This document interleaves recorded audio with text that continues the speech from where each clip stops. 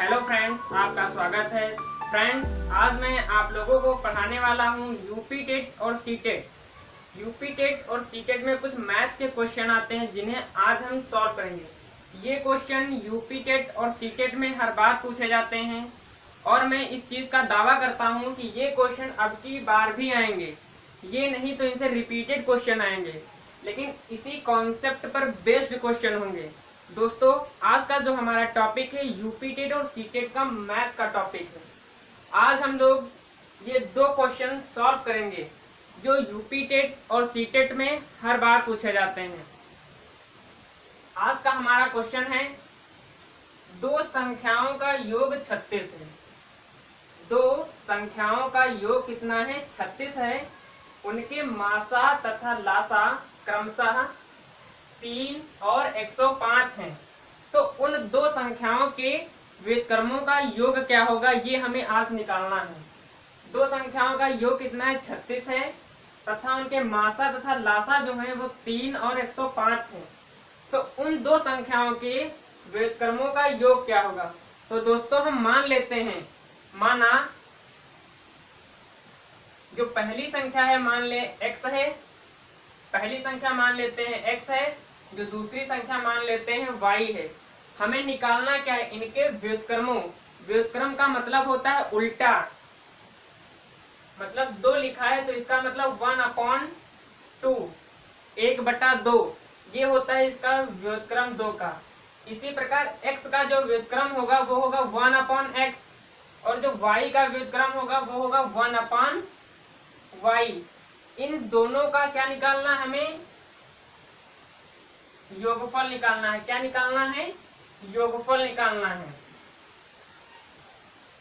अब हमको पता है कि दो संख्याओं का योग, जो इनका योग है, दो संख्या, पहली संख्या हमने माना था x और दूसरी संख्या हमने माना था y, जो इनका योग है वो कितना है? 36 है। अब हम आते हैं मासा और लासा की कंडीशन में। मासा को HCF कहते हैं, लासा को LCM कहते हैं। मासा को क्या कहते हैं? HCF और लासा को कहते हैं LCM। अब हमको पता है कि HCF इंटू LCM, HCF गुणे LCM जो बराबर होता है वो होता है दो संख्याओं का गुणनफल। दो संख्याओं का गुणनफल। HCF और LCM जो बराबर होता है वो होता है दो संख्याओं का गुणनफल। HCF कितना है? हमारा 3 है। LCM कितना है? 105 है। पहली संख्या हमने क्या मानी थी? x। पहली संख्या हमने क्या मानी थी? x और दूसरी संख्या क्या मानी थी? y। पहली संख्या x और दूसरी संख्या y। अब 3 का 105 से मल्टीप्लाई, तो 3 25 15 और 3 करने 3 और x इंटू y, ये होता है इसका गुणनफल। ये क्या होगा? इसका गुणनफल। अब इसको हम सॉल्व कर लेते हैं। तो x और y का जब हम एलसीएम लेंगे तो होगा x और y, और इनका आपस में क्या कर देते हैं? Cross multiply. क्रॉस मल्टीप्लाई, तो y का इससे मल्टीप्लाई तो y होगा और x का इससे मल्टीप्लाई x होगा। तो इसे हम लिख सकते हैं x plus y upon x y. अब हमारा x प्लस वाई क्या था? दो संख्याओं का योग कितना है? 36 है। तो ये होगा 36 और x और y कितना है? x गुणे y कितना है? 315। कितना है? 300, कितना है? 315 है। यही हमारा होगा क्या? योगफल। अब इसको हम काट लेते हैं, सरल कर लेते हैं। तो कितने से कटेगा? 3 से। 3 1 जा 3, 3 2 जा 6, 3 1 जा 3, 3 1 जा 3, जो 15 है। जब इनको हम एक साथ में काटते हैं तो यहाँ पर सबसे पहले हमको लगाना है 0।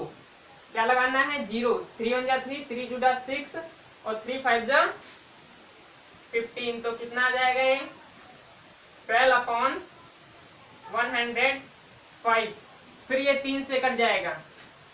3 4 जा 12, 3 3 जा 9, 1 बचा, 1 और 5 15, 3 5 जा 15। तो हमारा जो दो संख्याओं का योगफल आएगा 4/35। यही होगा हमारा आंसर। यही होगा दो संख्याओं का योगफल। करना क्या है? सबसे पहले हमको पता है कि दो संख्याओं का जो योग है वो कितना है? 36 है। अब जो इनका मासा और लासा है, मासा दिया है 3, लासा दिया है 105, तो हमको मासा और लासा की कंडीशन से पता होना चाहिए कि HCF into LCM is equal to होता है दो संख्याओं का गुणा यानी कि मल्टीप्लाई। अब इन दोनों को मल्टीप्लाई करें, एलसीएफ कितना था, एचसीएफ कितना था 3, एलसीएफ कितना है 105, इन दोनों का मल्टीप्लाई क्या होगा x इंटू वाई, इसलिए जब हमने इनका मल्टीप्लाई किया तो कितना है 315।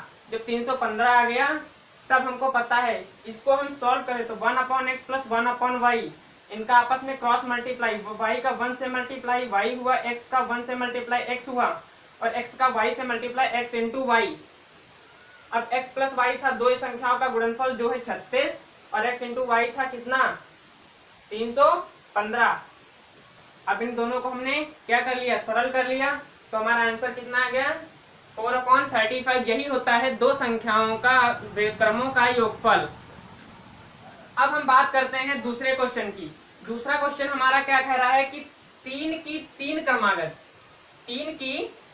क्रमागत गुणज संख्याओं का योग कितना है 99 है। 3 की 3 क्रमागत गुणज संख्याओं का योग कितना है 99 है।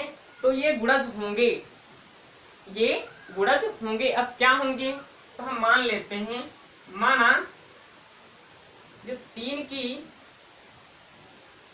3 क्रमागत गुणज संख्याएं होंगी उसमें से हम पहली संख्या मान लेते हैं x है, दूसरी संख्या मान लेते हैं x प्लस 3 है और तीसरी संख्या हम मान लेते हैं x प्लस 6 है। 3 क्रमागत गुणज का मतलब होता है गुणे में हो, तो पहली संख्या x, दूसरी संख्या x प्लस 3, देखो 3 गुणे में है और तीसरी संख्या x प्लस 6, यही होते हैं 3 की 3 क्रमागत। क्रमागत का मतलब होता है क्रम के अनुसार, एक के बाद एक, यही होता है 3 क्रमागत गुणज। अब हमको बात करना है 3 क्रमागत गुणज संख्याओं का योग। योग का मतलब होता है जोड़। योग का क्या मतलब होता है, जोड़ होता है। योग का क्या मतलब होता है, जोड़ होता है। तो तीनों संख्याओं का जोड़ कितना है 99 है। कितना है 99। तो x प्लस 3 x प्लस 6 इज इक्वल टू 99। अब इसको हम क्या कर लेते हैं, सॉल्व कर लेते हैं। तो जो कांस्टेंट है वो कांस्टेंट में जुड़ेगा, जो वेरिएबल्स हैं वो वेरिएबल्स में जुड़ेंगे। तो 3 और 6 कितना हुआ, 3 और 6 कितना हुआ 9, x और x कितने हुए 3x, कितना हुआ 3x प्लस 9, कितना हुआ 3x plus 9 is equal to 99। कितना हुआ 99। तो यहाँ से हम 3x बराबर निकालेंगे, जो प्लस का है उधर चला जाएगा तो माइनस का हो जाएगा, तो 99 माइनस 9, तो 3x बराबर हो जाएगा 90। 3x बराबर कितना हो जाएगा 90 हो जाएगा। 3x बराबर कितना हो जाएगा 90 हो जाएगा। तो 3x बराबर 90, तो x बराबर यहाँ से कितना आ जाएगा 90/3, तो ये कट जाएगा 3 3 9, तो ये आ जाएगा 30। x की जो वैल्यू है कितनी आई है 30। x की वैल्यू कितनी आई 30। अब हम x की वैल्यू उठा के यहाँ पर रख देते हैं, तो ये पहली संख्या हमारी कितनी हो जाएगी 30 हो जाएगी। दूसरी संख्या कितनी हो जाएगी 30, x 30 और 3, तो ये 33, और तीसरी संख्या हो जाएगी 30 और ये 6, तो कितनी हो जाएगी 36। यही होगी 3 क्रमागत गुणज संख्याओं, 3 क्रमागत गुणज संख्याएं। दोस्तों, अगर जो आपको ये टॉपिक अच्छे से समझ में आया होगा तो हमारे चैनल को सब्सक्राइब कीजिएगा, लाइक कीजिएगा और हमारे वीडियो को शेयर कीजिएगा। Thank you.